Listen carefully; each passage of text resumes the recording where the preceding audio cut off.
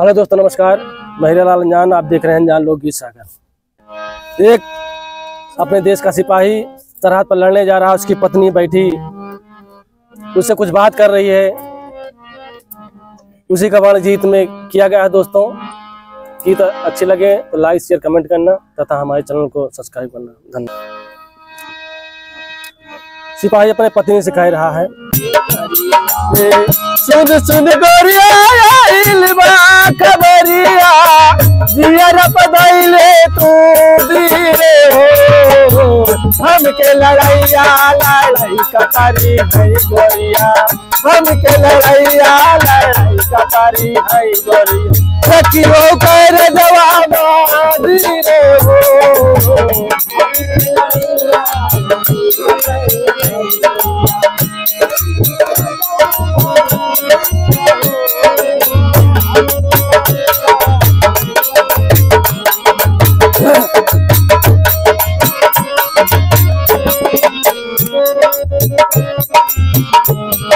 बही गवानवा तोहरी आवल बा गोरिया,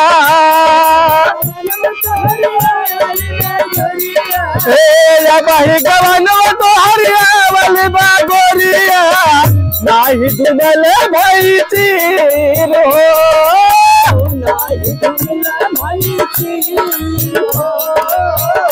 बही गवानवा तोहरी आवल बा गोरिया, नाही डूबल भई तीर हो, नाही छुटल तोरे गुड़ के महावर, नाही छुटल तोरे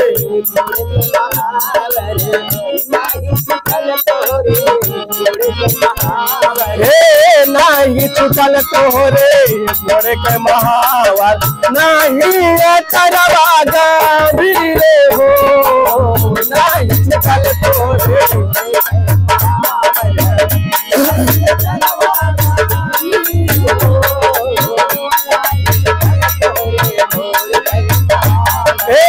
नहीं छूटल तोरे गुड़ के महावर,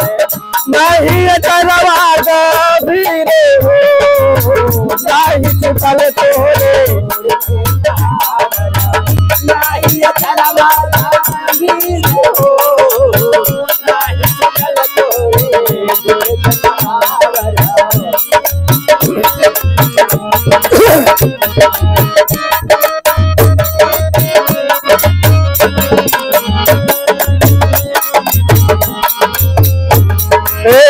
सुन सुन गोरिया खबरिया जियर पदैले तू धीरे हो, हमके लड़ैया लड़ाई कपारी है गोरिया, हमके लड़ैया लड़ाई कपारी है गोरिया, रखियो कर जवाब धीरे हो, हमके लड़ैया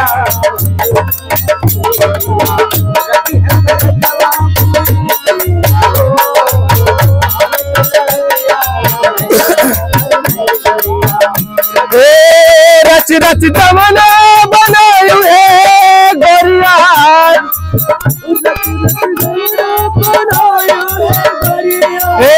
रच रच जमना बनायु है गोरिया, परसु कटोरा बिखीर हो,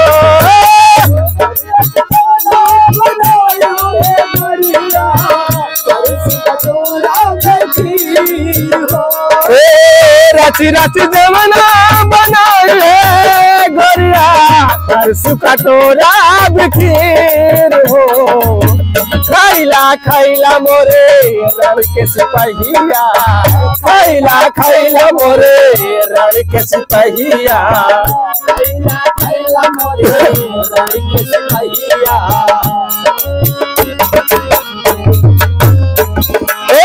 खैला खैला मोरे रण के सिपहिया, जानो आया बड़ी दूरे हो, खैला खैला मोरे रण के सिपहिया,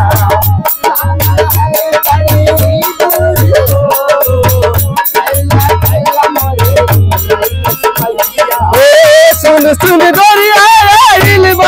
खबरिया, सुन सुन गोरिया जियर पधाइलू तू धीरे हो, के लड़ैया लड़ई कपारी है गोरिया, राम के लड़ैया लड़ई कपारी है गोरिया। देखियो कर जवाब धीर हो, हम के लड़ैया लड़ई कपारी